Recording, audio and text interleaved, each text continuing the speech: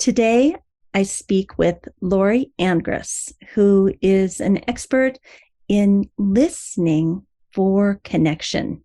I think so many times when we're in a conversation with someone, a loved one or a colleague, our mind is already thinking about the next thing that we want to say.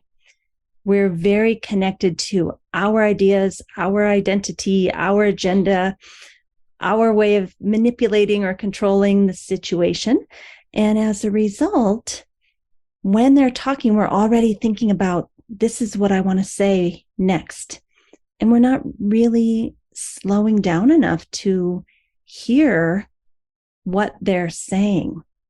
And in this conversation with Laurie today, she tells us kind of the internal dialogue that she's having with herself to slow herself down, to have empathy, to really be present and listen, to find joy in contributing to the well-being of that person by allowing them to feel heard and seen. That this is such an amazing skill in yoga therapy and with our loved ones. And then she even does it for strangers on something called sidewalk talk, which is she literally sits on random sidewalks with a little table and chair and has a little sign saying like, hey, I'm here to listen if you need it. And to total strangers, she just takes her time to hear them and to see them and to really give empathy. So I feel like Laurie is one of those people. She's like a bodhisattva, where she has come back to help the rest of us learn how to really listen.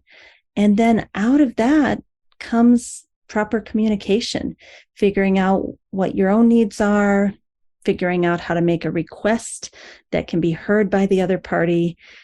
But for Laurie, the key is listening first and then communicating and getting both people's needs met. I mean, that's the ultimate goal of all of this, is that I'm really in touch with my needs. I'm understanding your needs. And now we come up with a creative solution because we're curious on how we can find that win-win to get both of our needs met. I think you're really going to enjoy today's episode. It will be helpful with your clients as well as with your family members and loved ones. The Best of Humanity today, the weekly award, goes to Alyssa Fenig. And I've been doing yoga business a long time, and I even teach yoga business courses. We start a new one every May. And what's interesting to me, and I tell my students this all the time, but I have to remember it. What's interesting to me is that having an outside reference point that can look at you and all that you're doing and really see your essence and help you to blossom that essence is critical. You can't do that work by yourself. So I've been working with Alyssa on kind of rebranding my website and all my social media and all of it with a new message that's much more focused and much more connected to my values and my essence and my being.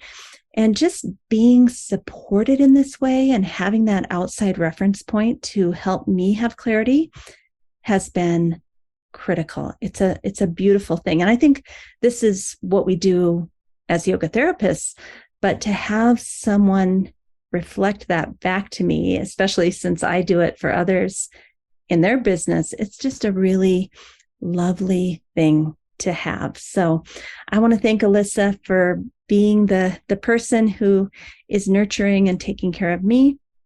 And I'll just say that I highly recommend her as a branding coach and specialist. So thanks, Alyssa. If someone has made a difference in your life that you'd like to tell us about, you can call the number in the United States, 909-754-4092, and leave a 2-minute message about how somebody made a difference for you.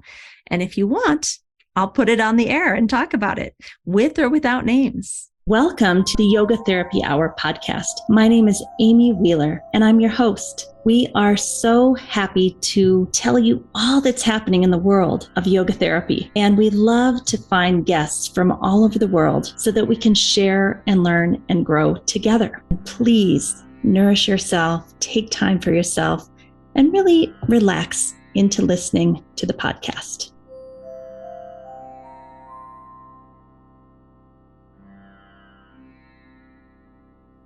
I would like to welcome my friend and colleague, Laurie Angress. Welcome. So nice to see you. Hi, Amy. Thanks for having me. I'm excited to be here. I've been looking forward to this particular podcast, Laurie, and also this topic of listening for connection. So let's just start off and define, what does listening for connection mean to you? And then we'll kind of go back and get your origin story.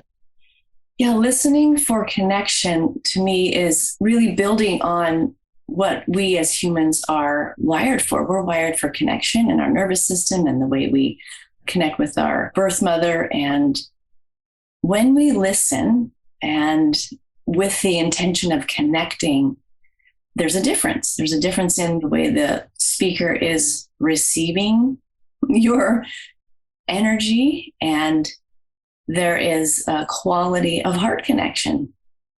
And I think that's what I'm always seeking to remind myself of, what I'm wanting in the interaction. I really sense that from you. It's one of my favorite things about you is that even if we're having a challenging conversation, or I can see that maybe you're struggling talking to someone and it's not all roses, I can see you really working hard to listen with the attitude of, I want to stay connected. And to me, that is, in all honesty, one of the hardest things for me, because when my nervous system gets out of whack or I get angry, that is so hard for me. How do you do that? How do you stay with it? And like, my brain oftentimes goes, well, I don't want to be connected to you. And I can see that yours doesn't do that. I think you'd have to be pretty triggered for that to happen. And I haven't seen that happen very often. So how do you stay in it? How do you remind yourself, like, yeah, I really still do want connection, even though I'm very upset? Yeah, I guess if I'm very upset, I may have a moment of not wanting connection, and that's real too. That's okay to not want connection in that moment.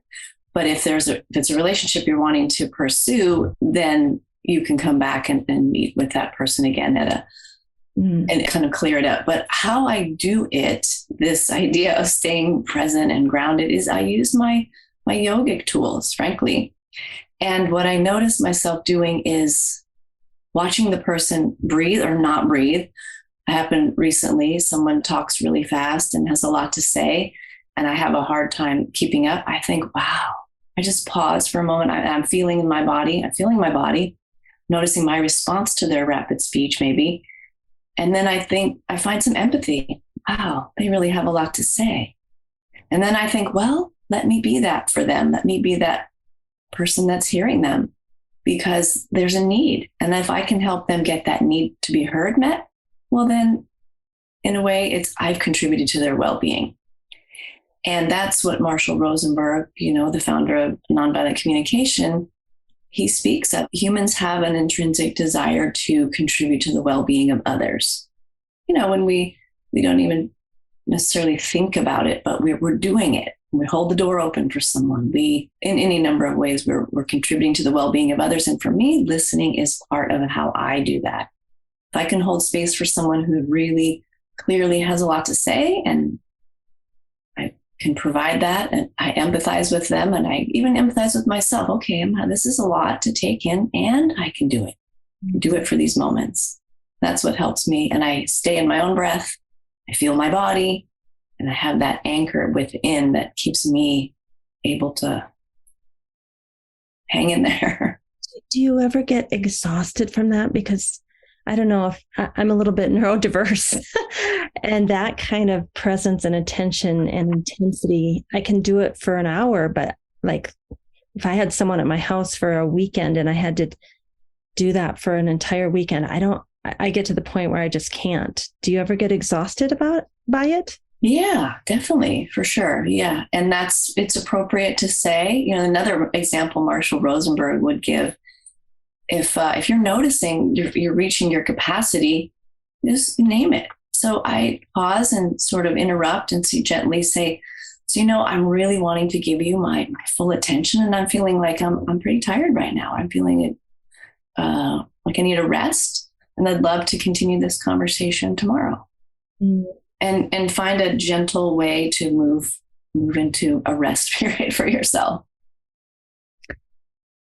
When I was thinking about this conversation this morning and last night, it seems to me that the words that come out of our mouth are very, very connected to that which we're actually feeling in our bodies and in our heart. And I just wrote down that you're giving yourself empathy, you're giving them empathy, you're allowing yourself to be that vessel into which they can pour all those words into. You have a feeling of wanting to contribute to their well-being. You're taking care of yourself and setting boundaries. To me, that all sounds like heart work, and that maybe the words come out are just the expression of what you're actually feeling in your body. Would you say that's true? I would like that to be true. I sometimes think it's cognitive, because sometimes the body is saying, get me out of here. And then you have to find a way to articulate that that doesn't say, I'm over this, get me out of here. I think you get the signal in the body, right? You get the message that you've reached a point of saturation. And then you choose, how am I going to share this with another in a kind and respectful way that doesn't cut them off, and it maintains connection. So that's where you can use a kind of a more kind language, but you've paused, you've felt something inside that says, okay, I'm exhausted, or this is outside of my range of capacity, or whatever it is, or even outside of my scope of practice. Letting the person know that I'd like to take a break, and this is for both of our benefits. Yeah. Even hearing you say that, though, Laurie, you have to be pretty well regulated in your nervous system and self-aware to even realize, wow, I'm at capacity. I can't keep doing this, or I'm going to hurt them and me. And I guess that's one thing, how I see yoga therapy and things like nonviolent communication going together is that, and my mom used to teach this, it's really hard to use the nonviolent communication method if you're completely dysregulated in your nervous system. Absolutely. Yeah. And when my kids were younger, I may have gotten dysregulated, and maybe there's an outburst, and maybe you say something that isn't as, your ideal language, but there's always the possibility of coming back a few hours later or the next day and revisiting it. So, hey, I want to talk about how we got out the door yesterday. It didn't feel that great for me. Did you notice that? And you revisit it, and you have a conversation that's a collaboration around how might we do that differently? Because I don't think it felt good to either of us.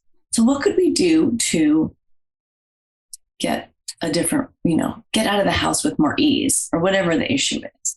How could we manage the kitchen chores with more ease? Whatever it is, you come back and you revisit it in a collaborative way, and soliciting both parties' input can be really helpful. You're reminding me, George and I have been married for 20 years. And earlier in the marriage, I felt like if I had a thought, I had to get it out there, and he had to hear it right then. But as we've grown together, I can just take a mental note and be like, now is not the time. Revisit that tomorrow. And then I'll come back to it. Yeah, I'm doing that all the time, Amy. I am like you. I want to just name what I see in the moment, because I want to correct it. I want to make it better. I want to give here's the right tool for the job. When in fact, it's better just, let them do their thing. Ask. You can even ask. I noticed something yesterday that I might have done differently? Would you like my input? Then they have a choice as to whether they receive your wise and, ways. And that's a beautiful thing.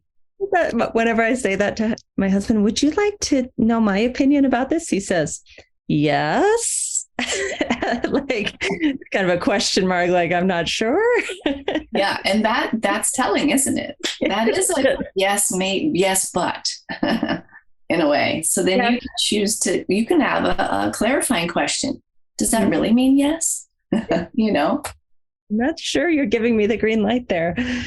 Well, let's go back to your kind of origin story, because you've been studying listening and communication for decades. Tell us how it all began for you, and just a synopsis of how you became who you are in this capacity. Still becoming, let's put that out there. I came into this understanding of communication and social emotional development kind of all at once when my daughter was 2. And I found a mommy and me class, a parenting class. And the instructor was a wonderful woman who was steeped in compassionate communication, which is another term for NBC. And I saw the way she was talking to infants and modeling for us how to talk to infants in a really kind way. And she invited me to come to the nursery school where she worked. And she told me after, she goes, I don't tell all parents about this nursery school, Manhattan Beach Nursery School, which been there 70 years or something. It's a co-op where parents are very involved and they practice nonviolent communication, conflict resolution among 2 and 3-year-olds with this model is beautiful. It's not a top down. It's a collaboration win-win. And so we took our kids there, and I learned so much about observation. What is their need? How can we make a request? How can you scaffold 2, 3-year-olds who want the same toy? It's a beautiful thing. And when they learn it early, they learn a language for needs and feelings. And so then that's how I parented. And I had to kind of even, advocate for it amongst my family members who thought I was a little bit, soft. And I thought, well, it's a little bit extra work to make your observations, talk about what your needs are. But the result is connection. And that was really powerful for me.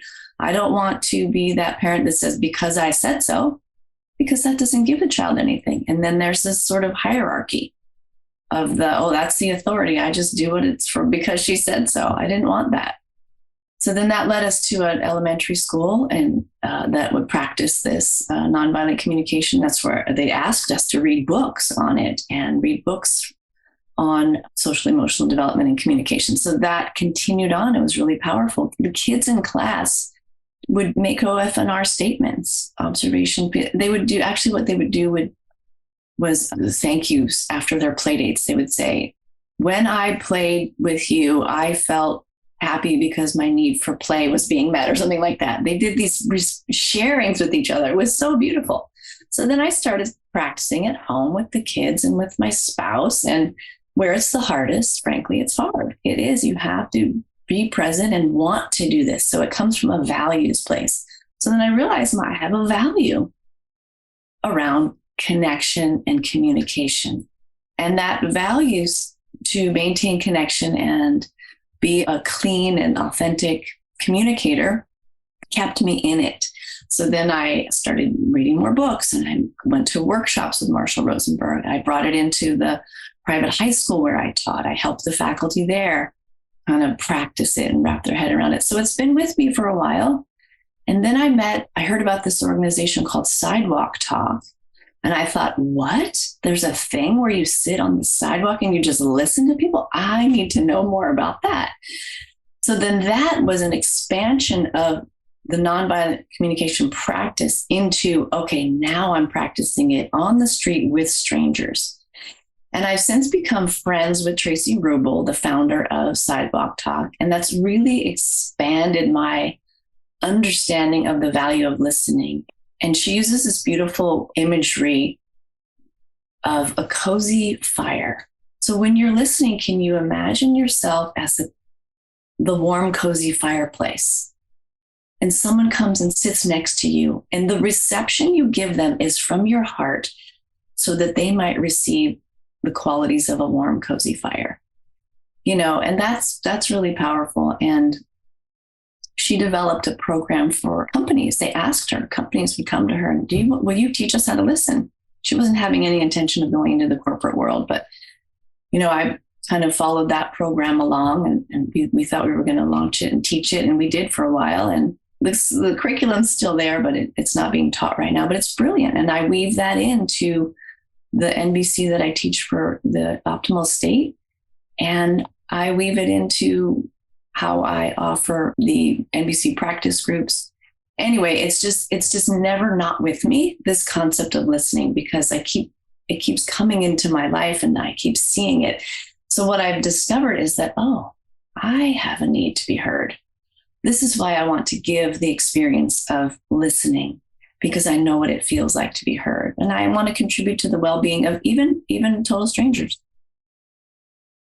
When you said that about the quality of kind of sitting by a warm, cozy fire and being received and heard, what came up in my mind was I love to do that for people, but I oftentimes feel like I'm in a hurry and I don't have the time. Like I take Tuesdays off just for me.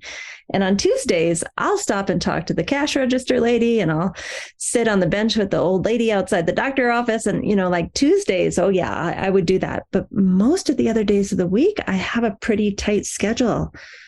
Do you ever feel that way? Like you want to be the warm, cozy campfire, but you got to get it to a meeting in 5 minutes and then,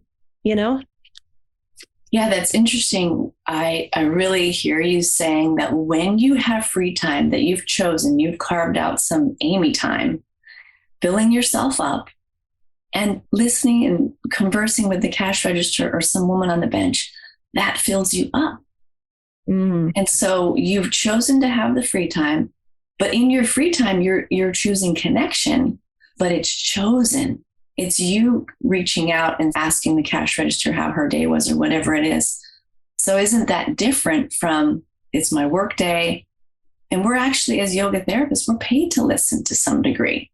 Yeah. And it's all scheduled and it's got a protocol, and you're in work mode, and it has we're still doing it from the heart, but it just feels different than when you're on your day off. And I have the same experience, Amy. I'm super friendly out there. When I'm rested and I have a complete day off or a vacation, I'm so friendly to that. I want to know about the cash register's day, that kind of thing, the cashier, I mean. So I think maybe it's a difference of, it does fill us up, but we have more capacity for listening and being really present in that heartfelt way when we're rested and we're choosing it. It is exactly right. But I think you're also right to say that I'm doing it all the other days. I'm just doing it in a different context as a yoga therapist. Yes. Which kind of brings me back to something you mentioned a few minutes ago. And I just briefly want to go over it because I think it's so critical. You said the kind of technique of Marshall Rosenberg's nonviolent communication is OFNR. And I want to just really briefly go through what O means, F, N, and R, because, it's not a formula that we have to follow, but it does give context for how to be a better listener. The first one is so hard. Observing without judgment, observing the situation without judgment. So can you tell us a little bit more about that? Because I think for most of us, any observation we do of anything is getting sliced and diced into yes, no, good, bad, and not just looking at a situation without judgment. It's true. It is really tricky, and it can be mastered with practice, and we'll never do it perfectly all the time. And I think just culturally, societally, linguistically, we tend to evaluate a lot, and we become sort of used to it. Like, of course I want you to evaluate me. How else can I know my worth? So it's part of that is hard to undo, but with practice, it gets easier. So the observation, do you want an example? Yeah. So I always come up with the household ones. I see, so there's a lot of clothes on the floor today. There's no evaluation there. That's a fact. That's what a camera would see. That's what a detective would see. The teenager might say, that's not a lot. Right? Well, you're right. I gave a quantitative, right? I see many. And so you can nitpick it to death for sure. So when I see many clothes on the floor, so that's the observation. The observation is what you see. I see, and it works really well also with looking at someone's performance in art or music or sports. I saw you make that play so effortlessly. That would be a way to acknowledge someone's effort without judgment. I see you use lots of green and red, and there's these vertical lines. Observation, as opposed to, you're an awesome athlete. You're a great painter. That's very evaluative, and that's a positive judgment, but it's still a judgment. So the observation takes out that evaluation, just the facts. Yeah. And then the next step you alluded to, I feel it's like an I statement, taking responsibility for what's happening inside of you when there's clothes on the floor or when whatever you've just observed. Yes. So, and the reason for doing that is so that you are removing shame and blame. And of course, the person may have been the cause of the clothes on the floor. Sure. But we can remove the energy of shame and blame by just stating the facts. Then there's less room for being defensive, less room for feeling attacked. They still may feel attacked. That's okay. But your energy isn't coming from with the intention of blaming or shaming. Just, you want to let them know how that feels. I feel distracted. I feel frustrated, whatever it is by the clothes. Or with the piece of art, I feel calm when I see those colors. Oh, wow. That's that's a pretty painting. So you speak, yes, you own your own feelings of what the observation is, how it arises in you. It arises as a feeling of frustration. It arises as a feeling of calm. And then the person has something to, oh, okay, there's a feeling that's been elicited. That's something to work with. I always find people are surprised at the feelings that are inside of me that have been elicited. Like, you can just see on their faces, like, wow, you cared enough to actually tell me how that impacted you, instead of, oh, thank you, that's nice, or something more generic. I find that especially when it's a positive feeling that's been elicited, that people it's almost like a little shock, like, oh my gosh, my XYZ made her feel that way. That's a beautiful compliment, Absolutely. And then it gives the artist or the athlete or the musician a feeling that they contributed to your well-being. And maybe that's even why they're doing their art or their music. And when you let them know how it landed for you, it's a piece of feedback that maybe they want to do more of that kind of thing. So just to be clear, like when we look at Marshall Rosenberg's work, there's a whole list of what we might call positive feelings that could be elicited. And there's a whole list of maybe what you might want to call negative feelings. And so I think sometimes we have to actually go to those lists to see what we're feeling.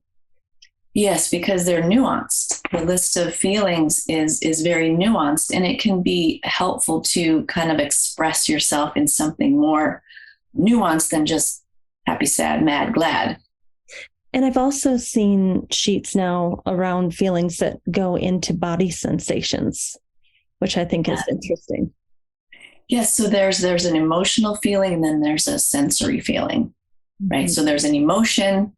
So NVC uses the word feeling, right, for the emotions, but we know that feelings can also be sensory, heat, soft, right, warm, cold, yeah. And that's also helpful for working with something that's difficult. meeting the sensation of it is a powerful tool, which I might use in my practice. This Pamela Crane in a previous podcast, she talked about that. And I use that a lot. I learned that in my IRES training, how to do a co-meditation dyad where you're meeting the sensations as they arise that people don't even know necessarily that it's connected to an emotion until you unpack it a little bit. So that's important too. The other thing I love about feelings as sensations is, to me, that also takes a layer of judgment or shame out of it. It's just, oh, I've got this tight feeling over here on the right side near my liver. Like there's nothing judgmental about that. It's like, I wonder what that is about. Yeah, that's making an observation, isn't it? It's making an observation of the pure response in the body. And exactly, we have self-criticism sometimes, or criticism of other about an emotion. We may label the emotion as bad or good, or we may call it anxiety, when in fact, what if we just met it as it's a fluttering of the heart, it's sweaty palms? Okay. Yeah. You can unhook from the emotion and disengage from it, and has a more likely chance of being digested and moved through. And then the language, my favorite thing to share is, maybe if we don't call it my anxiety, what if we just call it the anxiety? And then we go beyond that and we just call it, well, how is it showing up in my body? Right now, there's a feeling of X. And maybe it's not anxiety, maybe, or we can lose that. Can we peel off that label and feel it in the body? So that's another way of using that observation skill. I love it. All right. So with Marshall Rosenberg's work and the OFNR method, the next one is needs. And to me, this is where the rubber hits the road. And, my mom and I went to these nonviolent communication 10-day workshops, starting maybe 20 years ago or something. I went into those workshops not even understanding that I had needs or that I could ask for my needs to be met.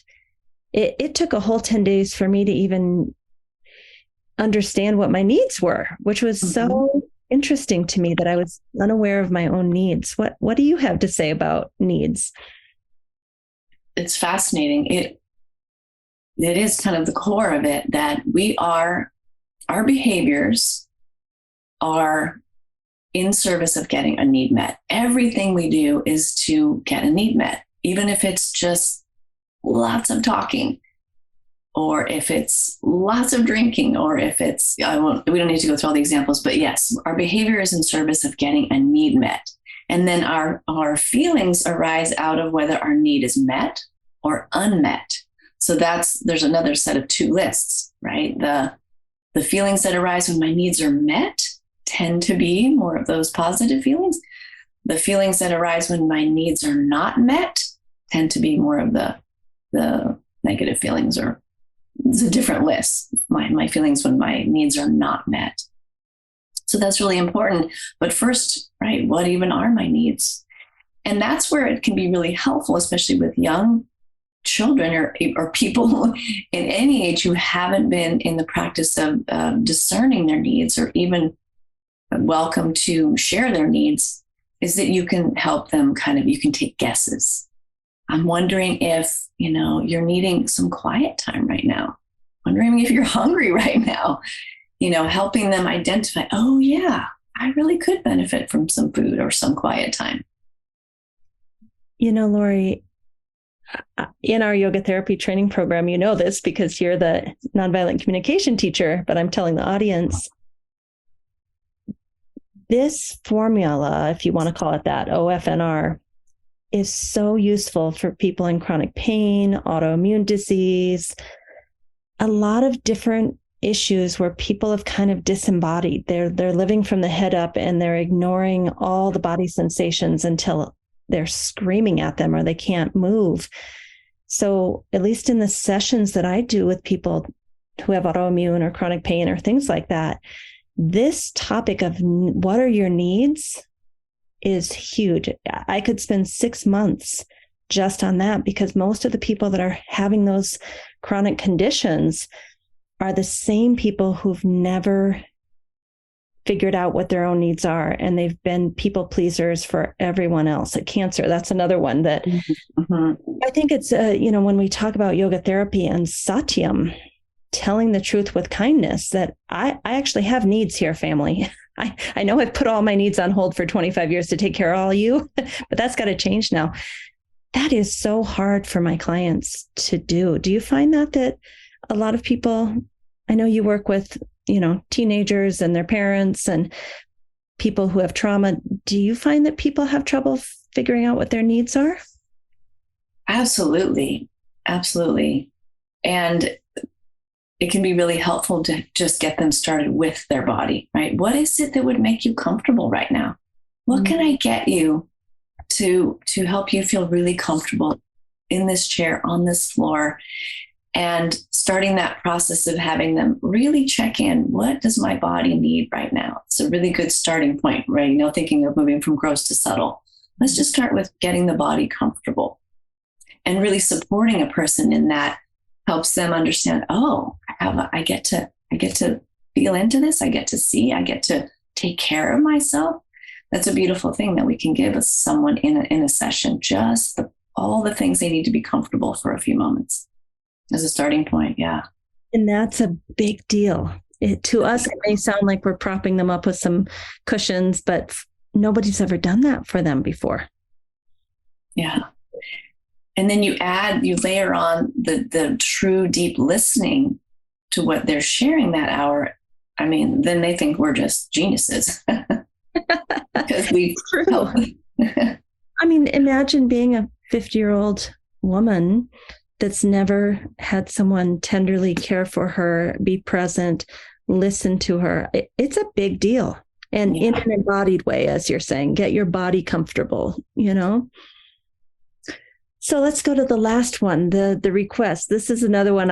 Going through these retreats with my mom, trying to heal my childhood trauma over she and I's relationship.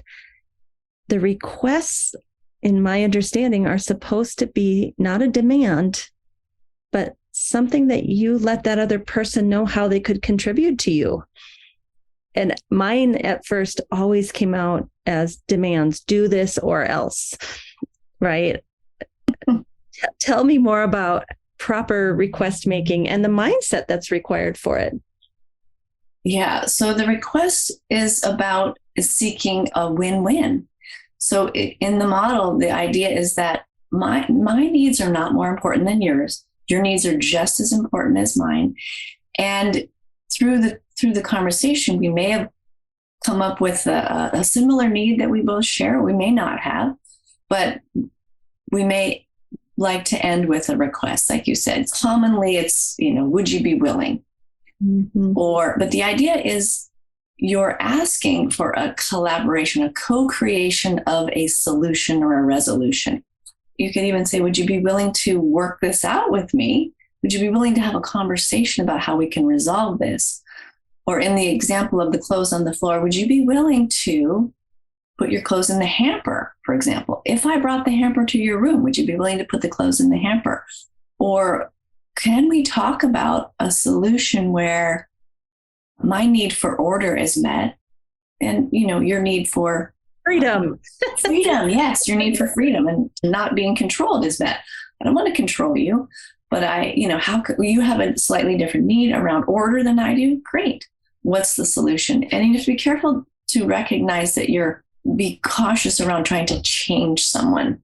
The goal is not so much, are you asking them to do something, but why? Are you trying to change them or are you just trying to create order?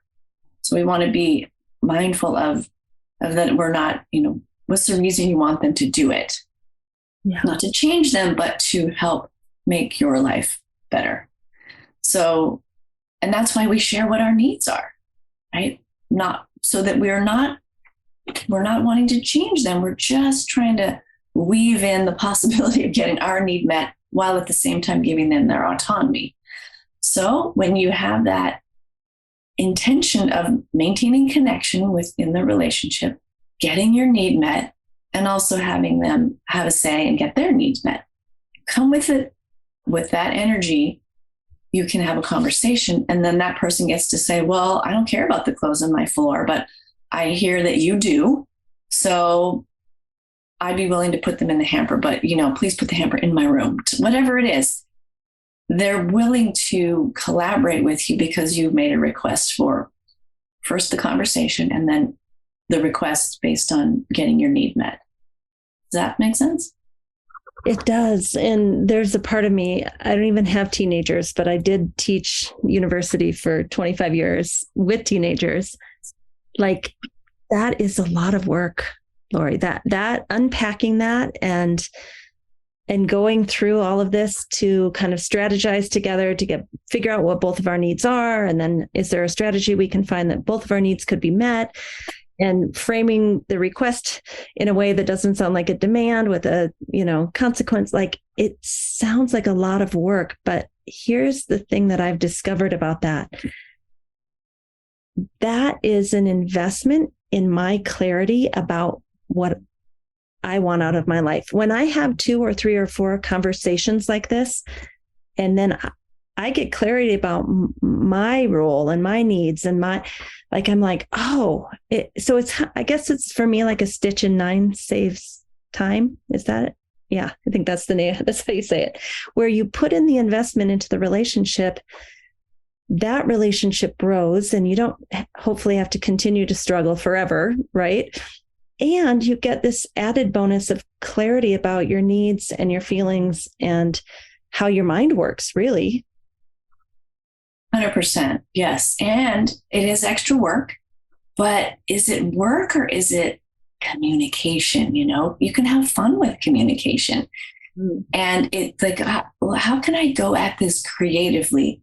Because what's my underlying intention and my underlying value is connection. I don't want to lose connection and be the bossy authoritarian parent. I want connection. I want a resolution we've come to as a win-win. Both parties feel heard, both parties feel honored, really important. And yeah, it takes more time. It's way easier to say, put your clothes in the laundry, or, taking your devices away, or all threatening or fear-based. I mean, it's easy to do that, but what does the other party feel? Resentful, or, just disconnected, or not seen and heard. I want people around me to feel seen and heard, because then there's going to be more willingness to open up. There's going to be more willingness to contribute to the family well-being or to the relational well-being. So I'm giving in order to receive, in a way.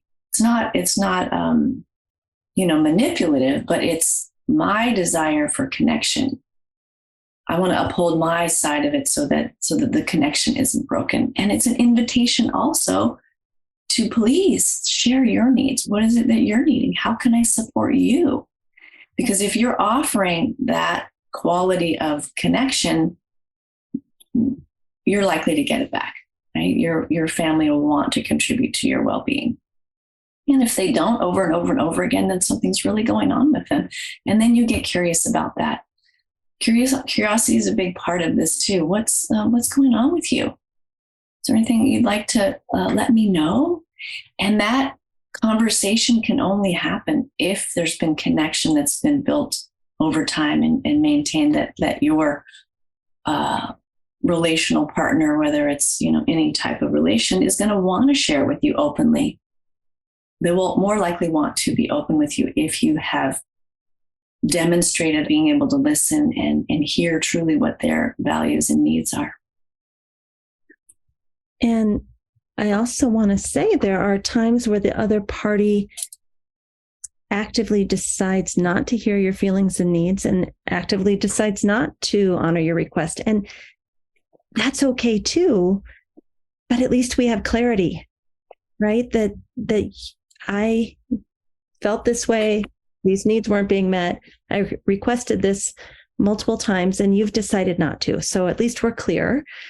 And the strange thing about that is, in the separation, if that's what happens, you just feel lighter, more spacious, more like, okay, well, somebody had different needs than I did. It's not going to work at this time. but there's a light quality to it as opposed to blame, shame, you didn't do it, you're wrong, I'm right kind of feeling. Yeah, absolutely. You're acknowledging their state of being, their state of mind, and you're not making them wrong for it. But you're taking care of yourself, right? You're having a person, okay, let's take some time apart or whatever it is. It's a bit of a healthy boundary. Yeah. Tracy Rubel likes to share this quote from Randy Buckley. It's boundaries are values in action. So if you value connection, if you value communication, value trust, then it's okay to create a limit around how much you're going to engage with that behavior or have a boundary in service of your value of connection. That's how I see my value of connection. Sometimes you need to have some distance to maintain the connection. Mm-hmm. So important. We have so much we could talk about, but you had mentioned just before we got on, and I don't know if this could be a, shorter synopsis, but there's a Yoga Sutra 317 that you and I have talked about that really goes into listening and hearing. Could you tell us a little bit about it? I'm not super expert on deciphering the meaning of it, but I think it's considered a siddhi, this power of getting the knowledge of all language and beings. Is that how you interpret it? Yeah.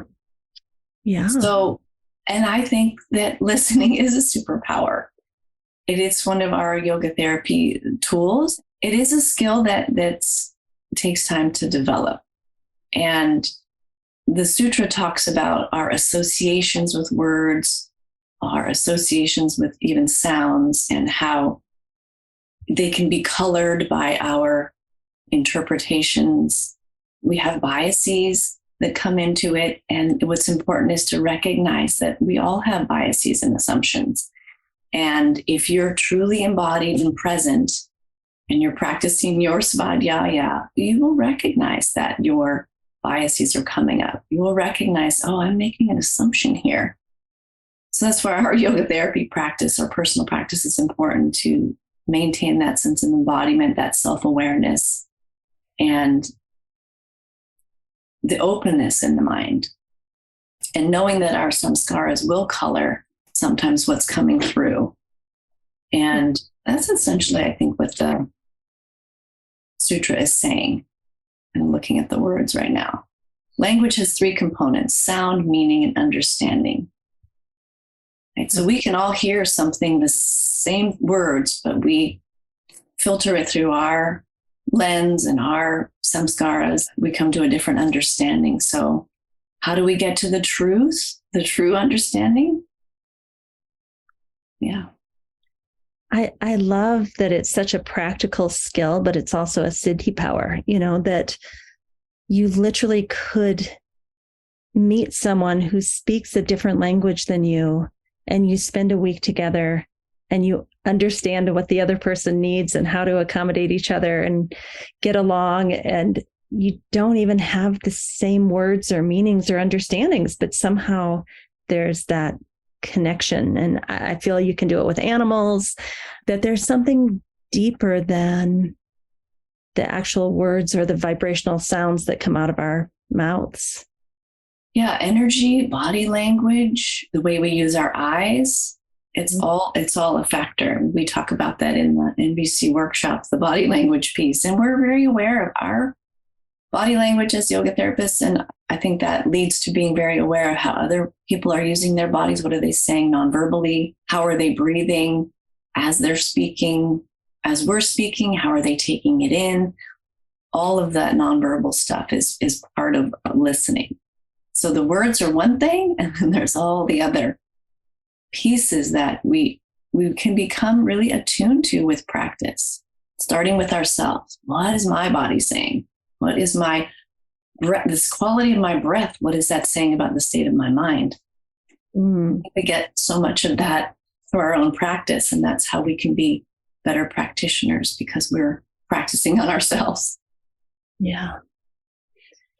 So, Laurie, you've been at this for several decades now, and you actually run something that kind of started in our yoga therapy school, but I think you've opened it up to whoever would like to join. Can you tell us a little bit about your nonviolent communication practice group? Yeah, I did. It came out of a request from one or two students, and I started a twice a month morning meeting for an hour. And we go over real life scenarios and we unpack how you might practice the OFNR model. Sometimes we go over different exercises. I actually teach a lot from this book, Connecting Across Differences. It's called Finding Common Ground with Anyone, Anywhere, Anytime by Connor and Killian. And they take the NVC protocol and they expand it and they make it really kind of user friendly. And they call it Street NVC. But I'll have a topic and a theme and we'll go over it, and there'll be sometimes a little worksheet and something to practice at home. And then people can bring in their home scenarios and say, what could I have done differently here? Or I did this and this is how it happened. And so we just unpack different things. But I do like to have a little bit of a structure, and then we take from the group. So if someone wanted to learn more about that group, I know it kind of goes on and off a little bit, could they go to your website? Yes, I will put the link and the information about the practice group on my website. Great. So your website is www.mindfulyogatherapy.net. It has all of your information about yoga therapy. And I think it sounds like you'd be willing to add a little button to learn more about that NVC group. Yes, I will put that on there. And, you know, another part that just came up recently for me is how we can use NVC in the way we give praise and gratitude. Mm-hmm. You know, it can really enrich the way we talked about it a little bit in commenting on someone's artwork, you know, rather than just that's beautiful. Gosh, when I see that, I feel, you know, and then you use a feeling word. I feel I'm touched by the movement in that piece of art, or the sounds from that music just touch my heart. So thank you. And they can be that simple. And when you give gratitude, you know, thank you for the candle is nice, but receiving that candle from you, I really appreciate you thinking about me. And that scent was one of my favorites. And so thank you for remembering that I had spoken of vanilla. Mm-hmm. That kind of a thank you, you know, is so anytime you have the chance to express your feelings about something, whether it's an artwork, a music piece, or a gift you receive, you can always weave in the way it made you feel, because that enriches the giver's experience of how they contributed to your well-being. You know, it reminds me, whenever I get a gift, I always try to follow it up a week or two later with like me using the new food processor and a little video and sending it to the person, or just something kind of visual to let them see how much I'm enjoying it. And I think that's what you're talking about. You're saying you can do it with words, but a lot of times my little videos a week later, it's kind of the same thing. Like, look how amazing this is and how much you've contributed to my well-being. Absolutely. Absolutely. That is such a lovely, that's better than a thank you card in a way. My sister-in-law, whenever I give her a gift, the next time I see her, she'll be wearing it or she'll have it displayed. It's that is a deeper thank you. Yeah, I really appreciate that. Laurie, I would like to know, it's kind of a hard question, and I think of it for myself quite often, but like 5 years, 10 years, 15 years from now, maybe even the end of your life, like what do you want to know that you stood for in this life? Or what do you want to know about the way you contributed to others' well-being? Is there like an end game for you that you're aware of, or not? Yeah, it's a great opportunity for reflection. And it does have to do with connection and communication.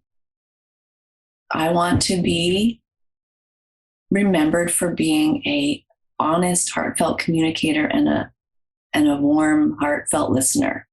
It's really that simple. I want to be remembered for how I made you feel. Hopefully I contributed to your feeling seen and heard and accepted just as you are. that's the other side effect of really seeing and hearing someone without judgment. They get a moment of, oh, maybe I'm okay just as I am. It's a nice thing to be able to impart. Yeah. And in 5 years, I want to be keep listening. I do want to get back out on the sidewalk for sidewalk talk.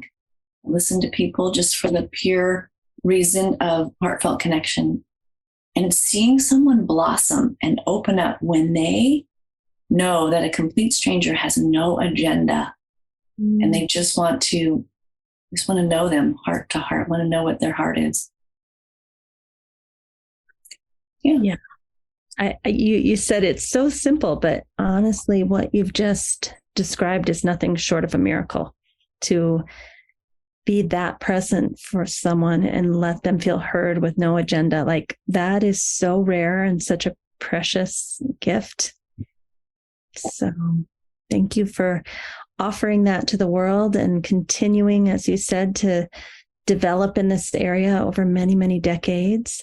Is there anything that we haven't talked about that you'd like to finish up with today, or do you feel complete? Yeah, I got in the piece about observing art or sport or music. I got in the piece about a thank you, a rich gratitude. And, another piece is when you're practicing listening to others is one thing, but can you practice listening to your own self-talk? As yoga practitioners, we are in the practice of self-observation. So can we observe our self-talk? When it's positive, when it's negative, notice that it is and make observations around that. Practice that observing on the patterns in your own mind. That'll give you practice for observing the patterns in other people's behavior. Yeah, I can really relate to that.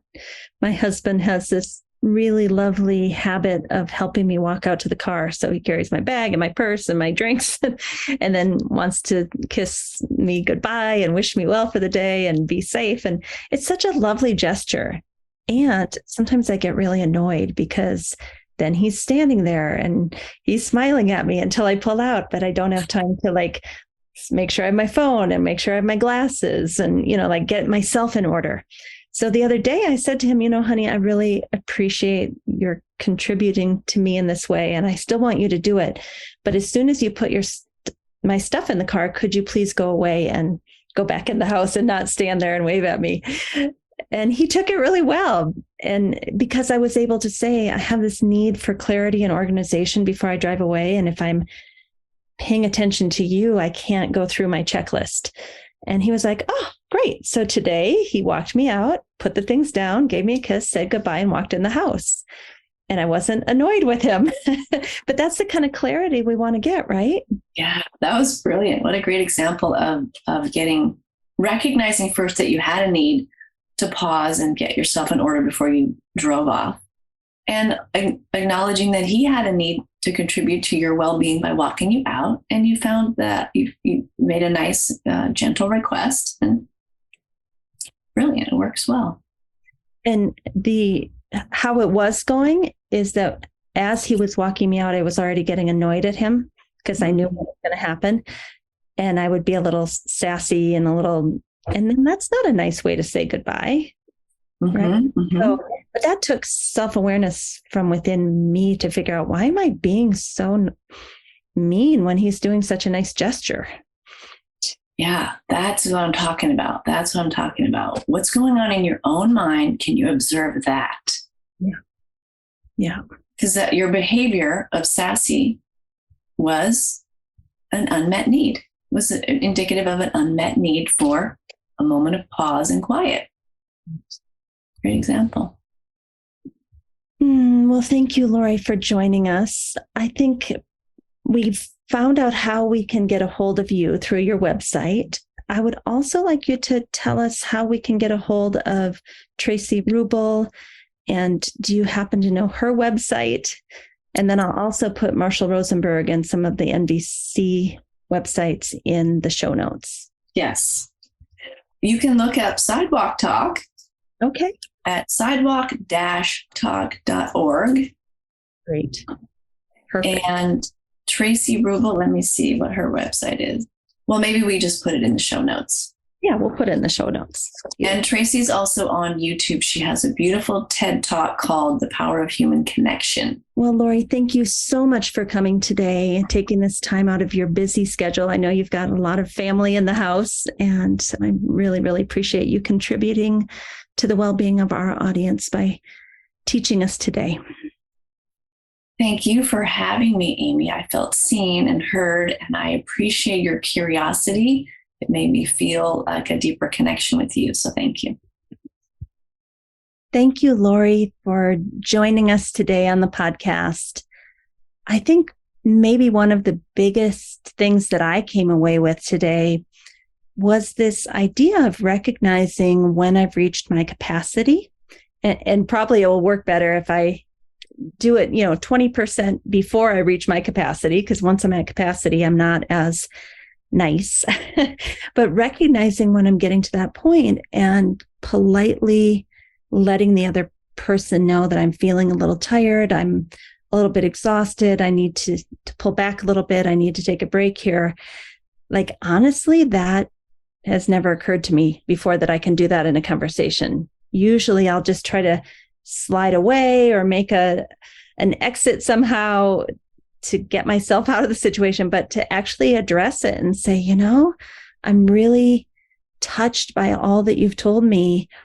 And I'm so happy to have heard your story, and I'm tuning into my own needs, and I'm feeling really tired. And I think I need to go now. Like, I don't know if I would have thought to do that. So thank you, Laurie, for giving me that option.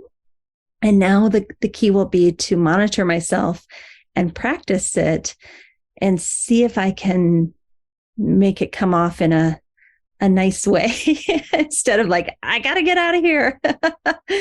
So I'll practice first on my close friends and family and see how it comes off before I go out into the world and try to do it with other people. So thank you, Laurie, for today. Thank you for all that you do in the world of yoga therapy and the world of yoga nidra and listening. You're really just a jewel, and we're so happy to be on this journey with you. Please don't forget to sign up for our newsletter mailing list, where we give you a free gift every single week. It's usually something that the guest has been talking about, like a book chapter or an article or an infographic. Check out the show notes for that. Thank you for listening today. Don't forget, we have a new YouTube channel called Optimal State with Amy Wheeler. We also have a new Patreon page where you can support us to bring you the most excellent content, and that is Optimal State and the Yoga Therapy Hour Patreon page. Also, you could write us a review on most major platforms that host podcasts. Give us 5 stars if you appreciate the show, and tell us what you love so that we can do more of that. Finally, we support several nonprofit organizations through this podcast. See the show notes to understand how you can help. If you'd like to be a guest or a sponsor for this program, contact us at the email welcome@theoptimalstate.com. welcome@theoptimalstate.com. And finally, a special thank you to our team here at Optimal State. We are truly a global family. George Mantuan, one of our executive producers. Adam Satchel, senior media producer and sound engineer from the Philippines. Krishna Panchal, a producer from Canada. Modupe Abdullahi, who does the show notes and is an editor for us from Nigeria. And Peter Morley, who wrote and produced the music for this show, who lives in Australia. Find more about Peter's work at www.zenmusic.biz. Thank you for listening, and we'll see you next time.